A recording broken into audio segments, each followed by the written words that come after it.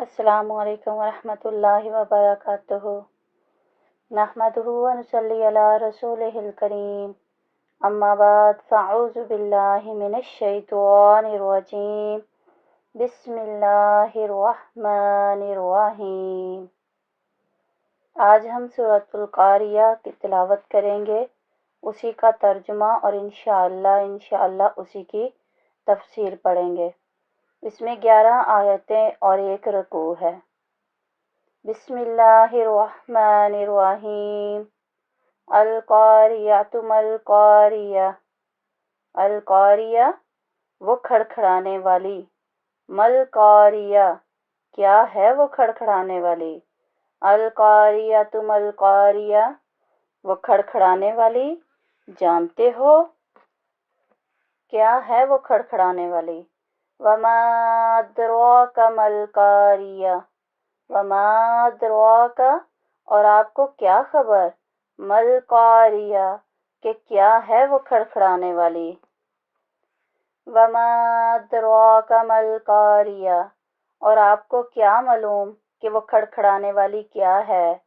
یوم یکون الناس کالفراش المبثوث۔ یوم جس دن، یکون ہوں گے، ناسو لوگ، کالفراشل پروانوں کی طرح، مبثوث بکھرے ہوئے۔ یوم یکون الناس کالفراش المبثوث جس دن لوگ پریشان حال پروانوں کی طرح ہو جائیں گے۔ وتکون الجبال کالعہن المنفوش۔ وتکون اور وہ ہو جائیں گے، جبالو پہاڑ، کالعہن رنگین اون کی طرح، منفوش دھنی ہوئی۔ وتکون الجبال کالعہن المنفوش اور پہاڑ دھنی ہوئی رنگ برنگی اون کی طرح اڑ رہے ہوں گے۔ فَأَمَّا مَنْ ثَقُلَتْ مَوَازِينُهُ۔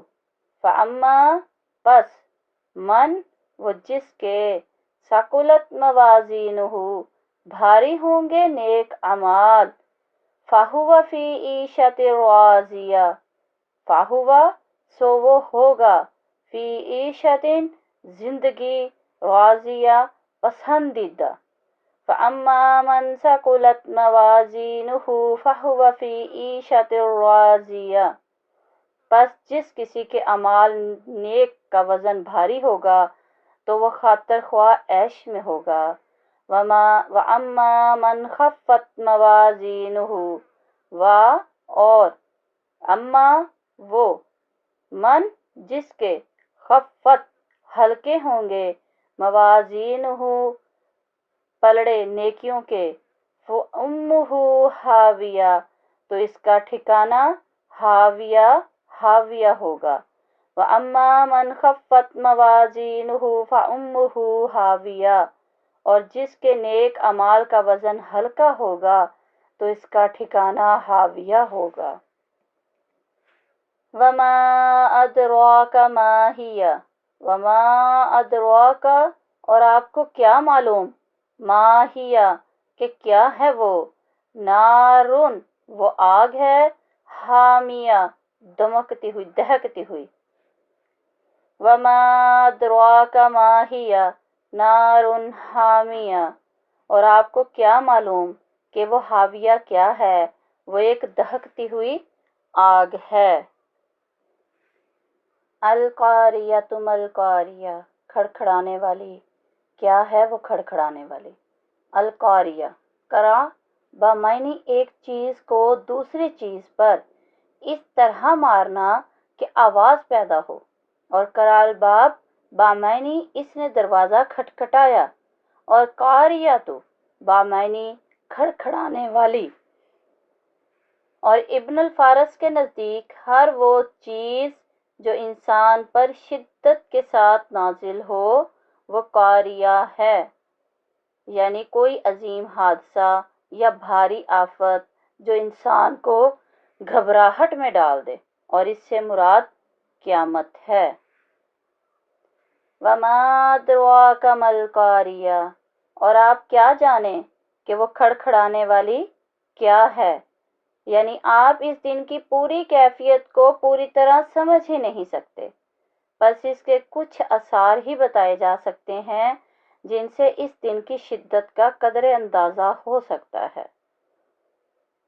یوم یکون الناس کالفراش المبثوث، جس دن لوگ بکھرے ہوئے پروانوں کی طرح ہوں گے۔ یہ کیفیت نفع سورہ اول کے وقت ہوگی، یعنی اس دن جس دن لوگ اس قدر بدحواس اور گھبراہٹ کا شکار ہو جائیں گے کہ نہایت بد نظمی کے ساتھ ایک دوسرے کے اوپر گر رہے ہوں گے، جیسے پروانے اپنی کثرت اور بد نظمی کی وجہ سے شمع تک پہنچنے سے پہلے ہی ایک دوسرے پر گرے پڑتے ہیں۔ ان کا ہدف شمع ہوتی ہے جو گرمی کی وجہ سے انہیں بھون ڈالتی ہے، مگر وہ یہ نہیں سمجھتے کہ وہ موت کے منہ میں جا رہے ہیں۔ وَتَكُونُ الْجِبَالُ كَالْعِهْنِ الْمَنْفُوشِ، اور پہاڑ ایسے جیسے مختلف رنگوں کی دھنکی ہوئی اون، یعنی زمین میں پہاڑوں کی گرفت ڈھیلی پڑ جائے گی، پھر وہ زمین بوس ہوں گے، اس دن گرد و غبار بن کر اڑتے پھریں گے۔ پہاڑوں کے بھی چونکہ مختلف رنگ ہوتے ہیں، کوئی لال، کوئی کہیں سے سفید، کوئی کالا، اسی طرح اون کے بھی مختلف رنگ ہوتے ہیں۔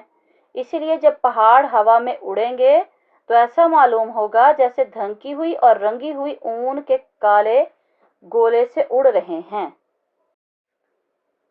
فَأَمَّا مَنْ ثَقُلَتْ مَوَازِينُهُ، پھر جس کے نیک اعمال کے پلڑے بھاری ہوئے، فَهُوَ فِي عِيشَةٍ رَاضِيَةٍ، وہ تو دل پسند عیش میں ہوگا۔ وَأَمَّا مَنْ خَفَّتْ مَوَازِينُهُ، اور جس کے پلڑے ہلکے ہوئے، فَأُمُّهُ ہاویہ، تو اس کا ٹھکانہ ہاویہ ہے، یعنی گہری کھائی ہے۔ ان آیات میں نفع سورہ ثانی کے بعد میدان محشر کا ایک منظر پیش کیا جا رہا ہے، جبکہ لوگوں کے اعمال کا وزن کیا جا رہا ہوگا، موازینوں کا واحد موزن کا بھی اور میزان کا بھی، اور ان دونوں کی جمع موازین آتی ہے۔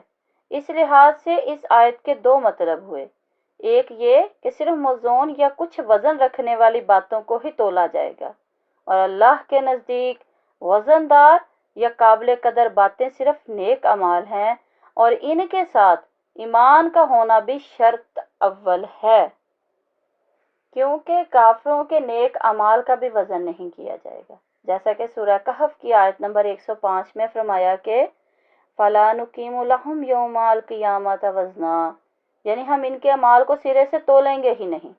دوسرا یہ کہ میزان کے معنی ترازو بھی ہے، اور وہ بوجھ یا وزن بھی جو ترازو کے کسی پلڑے میں تولنے کے لیے رکھا جائے، اور ترازو کے دونوں پلڑوں میں سے ہر ایک کا پلڑا بھی۔